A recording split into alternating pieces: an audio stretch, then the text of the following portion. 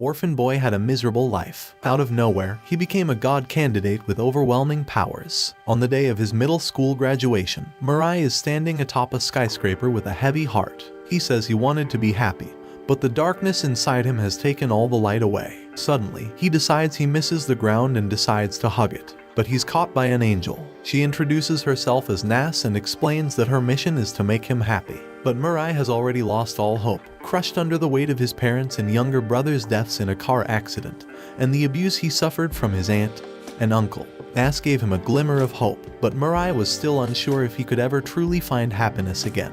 Nas then told him to choose one of the two: angel wings, where he can finally become free, or angel arrows, which can be used to make anyone he wants to fall in love with him. But he was determined to have both. To his surprise, Nas agreed immediately, throwing magical rings onto Mirai's arms and neck.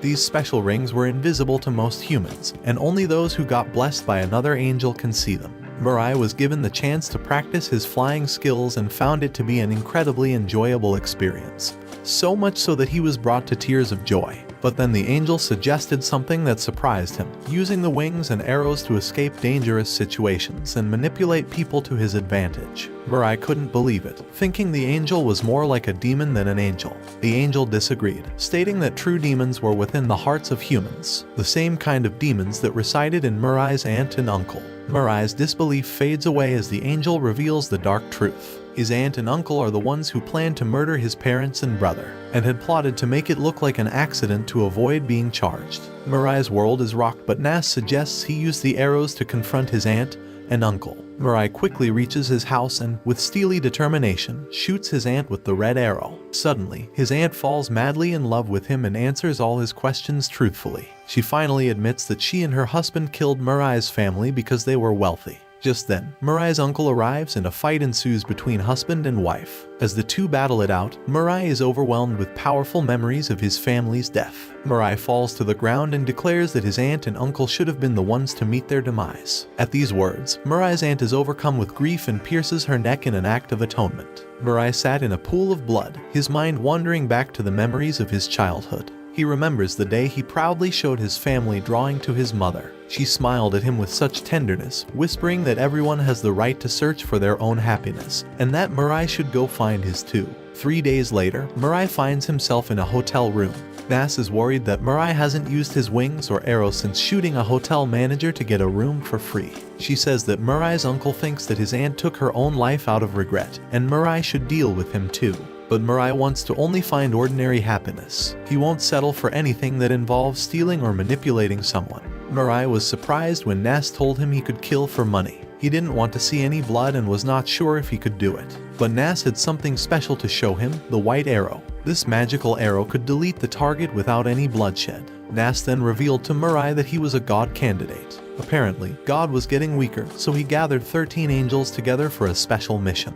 He said that he had done his best to make the world better for humans, but it was time for him to hand over his throne.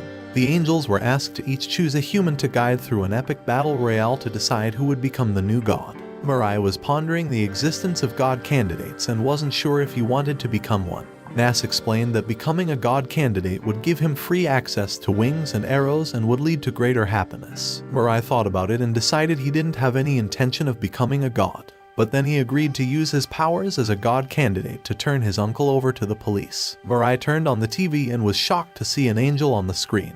Nas immediately realized that the angel's presence must mean that Tanma, the man being interviewed, was a god candidate. Tanma was asked questions about his romantic involvement with multiple girls, and Mirai immediately realized they were being controlled by Tanma's red arrow, just like his aunt. Nas questions Mirai if there was any way to defend himself from a red arrow. She explains that he can use his wings to dodge the arrows, as he can fly faster than the arrows. She further tells him about the red arrows. The effect lasts for 33 days, and it can only be used once per person.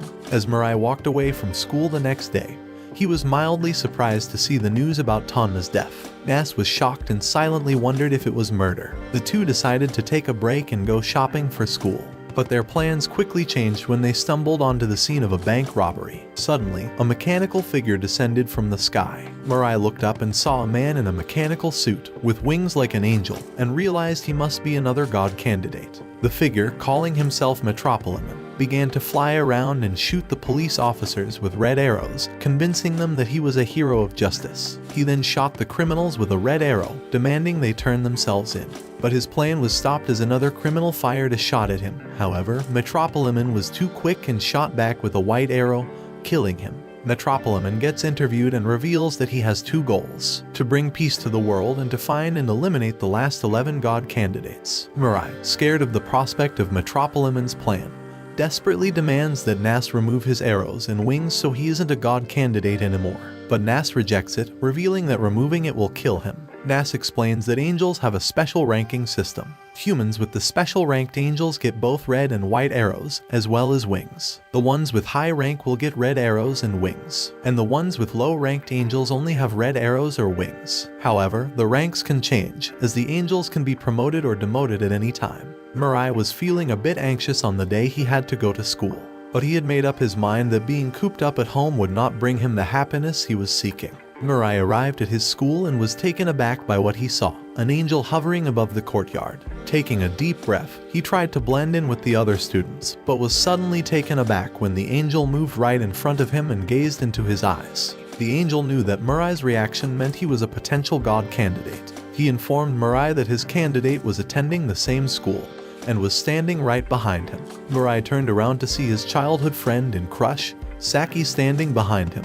Before Mirai could even react, Saki shot a red arrow directly at him. He thought the arrow couldn't affect him because he already loved Saki. However, the love arrow overpowers his feelings and made him confess his love for her. Saki then asked Mirai to fly to her house with his wings and wait for her while she attended their high school's opening ceremony. Mirai waited patiently for Saki's return, and when she finally did, Revel, her low-ranked angel, was shocked to discover that Saki has a special rank angel. Revel then thinks about using Mirai's powers to protect Saki, who only has a red arrow. Saki receives a notification on her phone mentioning Metropoliman is making an address on TV again. Revel tried to manipulate Mirai into attacking Metropoliman by suggesting he could be a danger to Saki, but Nas intervened and stopped Revel. Revel then tried to work out a way to manipulate Nas, but Nas was one step ahead and revealed that if Mirai succeeds in killing Metropoliman, Saki would get his wings. Saki and Mirai decide to team up, and they start living together. Elsewhere, Metropoliman stopped a police chase with his red arrow and forced the criminal to turn himself in. Arriving back home, he was angry that none of the other god candidates had even tried to challenge him. His angel told him that the other candidates were afraid of being killed by Metropoliman, and gives him the plan to draw them out. 33 days after being shot by Saki's arrow, Mirai was finally free from its effects. Revel noticed that Mirai still had feelings for her. Mirai was thankful that he got the chance to tell Saki how he felt. He was relieved to be able to spend time with her, and together they decided to put an end to Metropoliman and find happiness. But just then, notifications about Metropoliman started to appear. Mirai and Saki, along with their angels, were watching the TV broadcast when suddenly Metropoliman announced that he wanted to invite the remaining 11 god candidates to discuss a truce with him.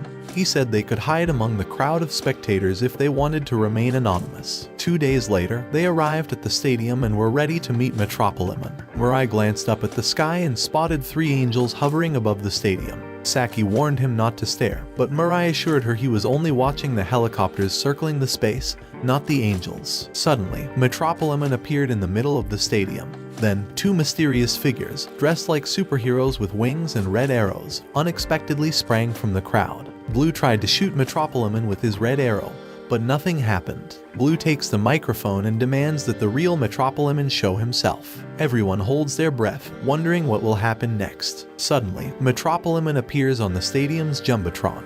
He confesses that the figure in the stadium is a fake and has been shot with his red arrow. The 2 wannabe heroes decide to take the decoy with them so they can interrogate him, but they stop by the surprise appearance of Chio, a young god candidate. The young girl pleaded with them to take her away. Before they could move, Metropoliman suddenly appeared behind her and shot her with his red arrow. In a blink of an eye, he had vanished with her. The group was shocked as they watched Metropoliman appear on the Jumbotron with the young girl. He was not happy. He warned them that they had to leave, or else he would kill them all. Blue and Yellow were desperate. Blue turned to the audience and asked if any other god candidates would join them. Suddenly, two mysterious figures emerged from the crowd and offered to go with them. "I swear these guys want to be Power Rangers." Blue aimed and shot his arrow, piercing the two newcomers. Yellow kept watch, and the four of them returned to the center of the stadium. The crowd gasped in shock as the mysterious Metropoliman reappeared on the Jumbotron, declaring that he was not the real Metropoliman. Suddenly, the Metropoliman in the middle of the stadium began shooting arrows from his hands. He used a white arrow to kill Blue and a red arrow to shoot at Yellow. Metropoliman switched places with his decoy while Yellow and Blue were busy shooting Pink and Green, whom he had paid to go along with his plan. Horrified, Mirai and Saki watched Metropoliman's plan unfold. Yellow declared his allegiance to Metropoliman, and Metropoliman invited Chio back to the stadium, signaling the start of the second stage of his plan.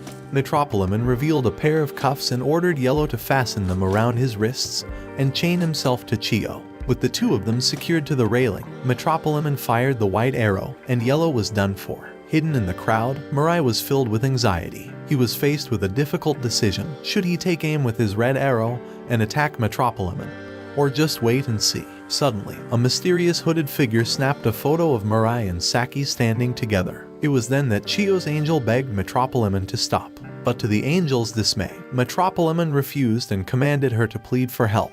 Jami, without hesitation, obeyed and with Chio, yelled for other god candidates to come to their aid. Mirai tried to intervene but was quickly stopped by Nas, who hovered above Metropoliman. Nas made it clear that after killing so many people, he couldn't use Chio to find other candidates. Without a moment's hesitation, Metropoliman used a white arrow to kill her, reminding everyone of his mission to eliminate all of the candidates in the competition to become god. But Nas says that she and her partner doesn't care about becoming god. All she wants is for her partner to finally become happy. She gave a warning to Metropoliman. If he stood in the way of her partner's happiness, she would convince him to end his life. Before she took off, she gave Mirai and Saki a subtle hint to go with the rest of the crowd and stay out of sight. Chio's and Yellow's angels swooped down from the sky, collecting the bodies of their fallen partners. Metropoliman was then gifted with their wings and arrows, and with a powerful leap, he flew away from the stadium. Mirai and Saki made it back home, but Mirai was still feeling sad.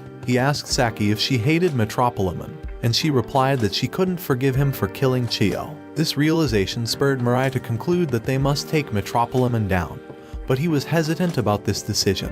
He thought back to a childhood memory with his family, where his father had discussed the true meaning of happiness. Saki had an idea to form allies with other god candidates to gain control and power over Metropoliman. Suddenly, a man claiming to be a god candidate emerged from the balcony, asking them to shoot him with a red arrow. The man told them to shoot him with an arrow to prove he wasn't being controlled by Metropoliman. Revel instructed Saki to shoot him, but Nas stopped her, saying that the man wasn't lying. The group welcomed the man into the room. He confessed that he was terminally ill, with no hope of recovery. He had been given 3 months to live, and an angel appeared and he became a god candidate. Mikado introduced himself to Mirai and Saki with a mission to stop Metropoliman from becoming god. He had used all of his red arrows to control 14 detectives and psychologists, and through these detectives, he found out that Mirai and Saki could see the angels and arrows. That's why Mikado decided to ally with them. Mikado asked Mirai and Saki if they wanted to become gods, but they declined.